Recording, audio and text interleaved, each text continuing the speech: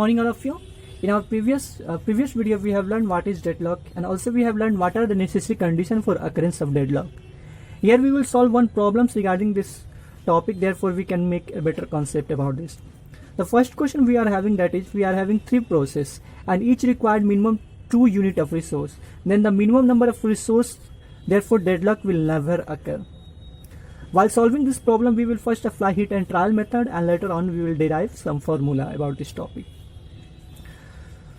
We are having resource is equal to 1. Now, as in question we have given that we are having 3 processes, P1, P2 and P3. When we have got allocated resource 1, then we are giving resource 1 to any one of them. Suppose we are giving one resource to P1. Now, P1 need at least 2 resources, therefore it will complete its execution.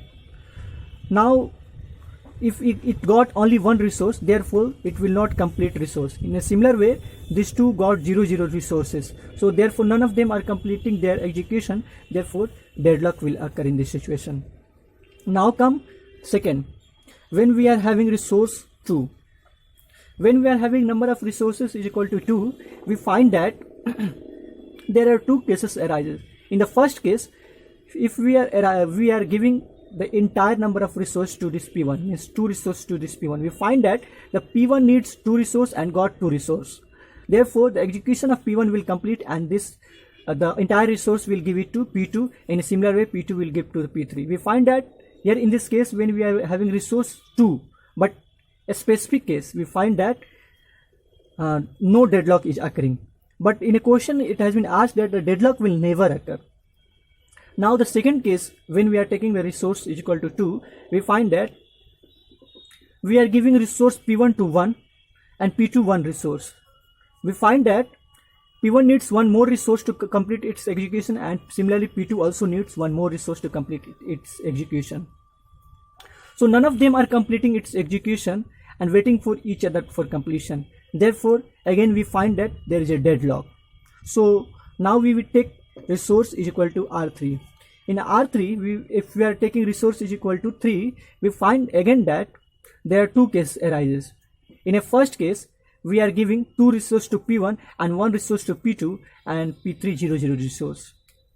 In this case, we find that P1 is completing its execution because it needs 2 resources, and P2 needs 1 more resource. When P1 has completed its execution, it will release and P2 will get, and P2 will also complete its execution, and similarly P3 will also complete its execution.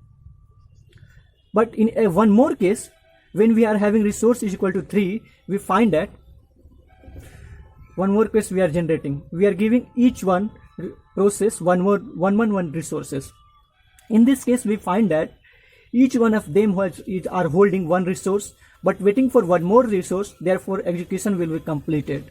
So again we find that there is a deadlock, and as in question has been asked that the deadlock will never occur. So in this case we are finding that the deadlock is occurring.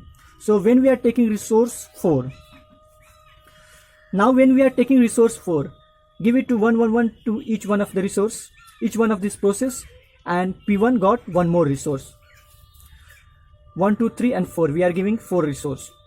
Now P2 need 2 and got 2. The execution will be completed, and it will give to the P2 the entire resource which it has released. Now P2 will also complete its work because it need only 2 and it is having 3 resource. In a similar way, P3 will also complete its work. So by this observation, we find that the minimum number of resources required, therefore deadlock will never occur, that is 4.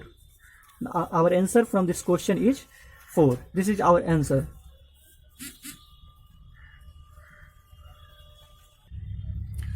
Now while applying hit and trial method, when we have taken resource is equal to R3, we have observed that each one we are giving 1 resource.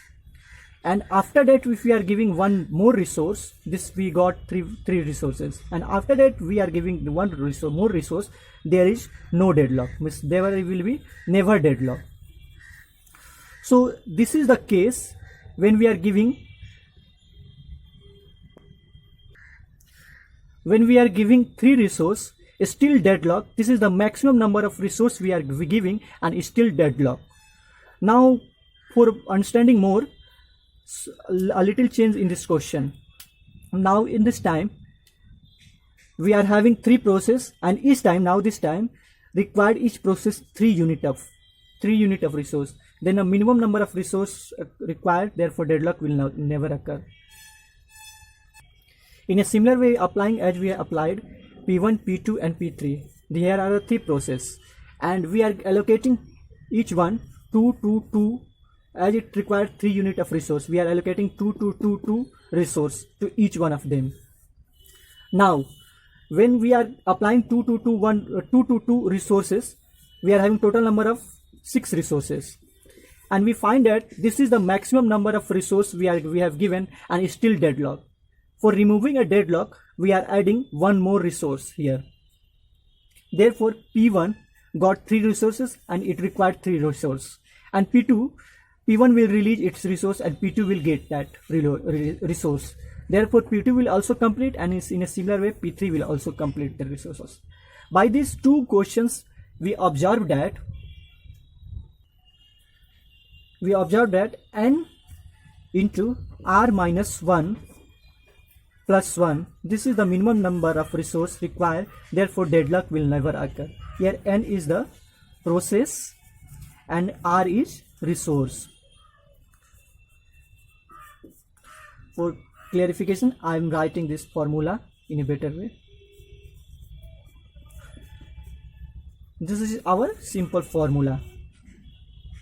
Now in the next video we will learn the various methods to handle deadlock. Till the time, like, share and subscribe to my channel.